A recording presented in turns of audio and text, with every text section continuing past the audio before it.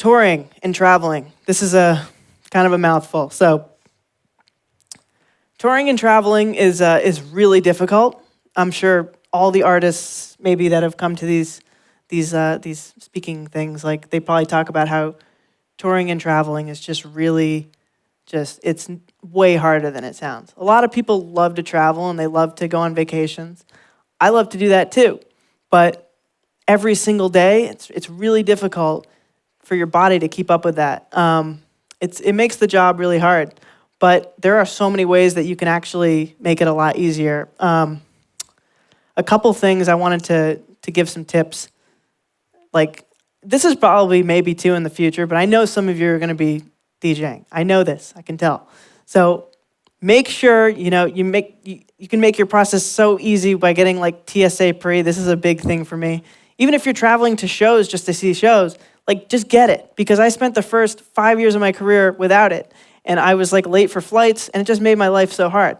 And I know that sounds mundane and stupid, but I mean, get it. It's so important. It's like almost free. When you're touring, pick an airline and build status. For me, that's American Airlines currently.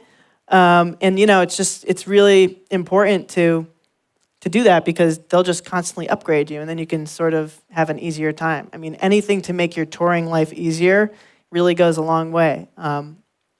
After doing this for like 7 years of straight touring, like every weekend, I started to my body started to tell me things. And it's like, I can't do things that I used to do easy. I have to make it easier. I have to pack less so that I can have more energy for the shows. It just becomes a little bit more complicated than you really set out for it to be. So there's just a lot of ways you can make it a lot easier, but I think the key is to just kind of, pack light and just know exactly where you're going and make things easy as easy as possible. One thing is don't sit in a hotel. This is one thing I learned just recently. I'm still kind of doing this and it's not good, but it's just key to get out and just get fresh air, and don't just go to a hotel. I mean, again, this is probably way too in the future. I don't know how many of you are currently DJing, but you're going to DJ, don't sit in a hotel and don't be just cooped up. It's just get out and do what Rehab's doing. He's doing the right thing. So yeah, that's key.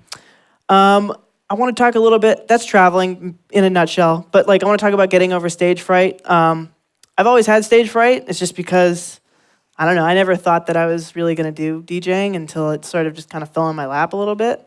But there's lots of other artists that have stage fright. Avicii talked always about having tons of stage fright, and he struggled with that a lot. I just watched his documentary about a month ago, and that was really hard to watch, but he always had stage fright, and you can totally see it. And it's just funny, the cool thing about being a DJ, though, is it's not really as nerve-wracking as you may think. Maybe some of you are gonna play your first show or second or third show soon, and you're maybe nervous for it, but it's not like singing, and it's not like other careers where you're speaking and talking in front of people and stuff like that. When you're DJing, you're covered by something, and you're really saying 4 things. You're counting to 4 100 times. So I mean, it's really not that nerve-wracking, and it's a cool business to be in. As someone with stage fright, it's just kind of miraculous that I found some sort of business where I can do something like this without having to deal with stage fright. So I think that's kind of cool. But to get over it, really, it's just a matter of planning your set and knowing exactly what you kind of want to play, so that you're not up there kind of just rummaging through your folders trying to find the next song. You should really kind of know how you want things to go. Doesn't mean you have to plan your set completely. I don't think anyone should do that. I just think you should know at least maybe 100 songs you want to play, and then sort of draw from that, because it's just, I've had that feeling, and it's a bad feeling when you get up there and you don't plan your set at all, and you're what am I going to play next? The song's about to run out.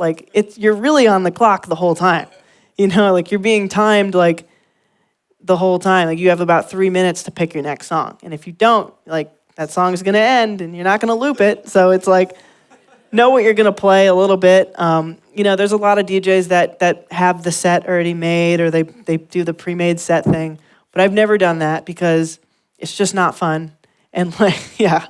But like, the thing is, like, when it comes to that stuff, if you're not having fun when you're performing, the crowd is not having fun. And I'm telling you this, like, I believe in some sort of energy transfer between the crowd and who's performing.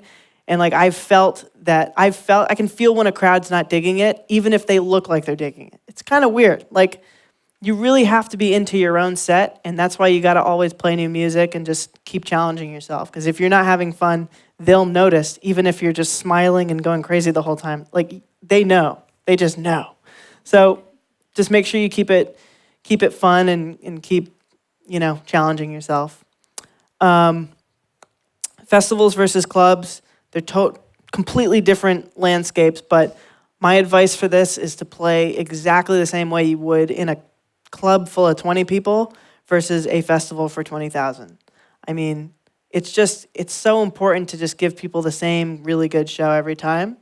And also, it's just like, I never really dug certain DJs that like don't try in clubs, but then will go crazy and like give it their all at festivals. It's like, there could be, at the festival, there could be 20 amazing fans that like love you. And then at that club, there could be 20 amazing fans that love you. It's like the same thing. So you should give them the same really good show.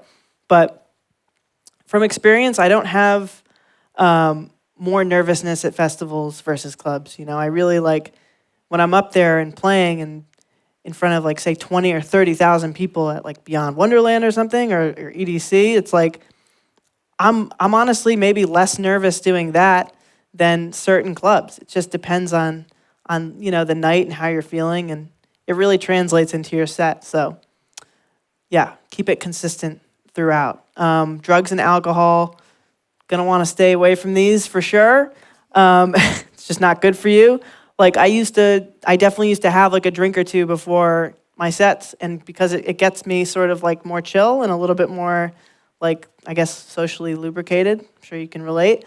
But I don't know, it kind of caught up to me. And like the next day when I got to go to the next show, I just don't feel good. I feel like I just want to sleep all day. So it's like, I think it's key to just don't touch any of that stuff. It's really going to ruin you pretty quickly. I've watched a lot of artists, get ruined from this. Like even artists that were really bubbling up, that were really making amazing stuff, like, we're doing some drugs. And like I saw it. And it's like, now I don't know where they are. So it's just from experience, don't do drugs if you're gonna be a musician. So moving away from that, live production, it's just so key to make sure that the production is right, whether that be the lights. For me, a big thing is CO2.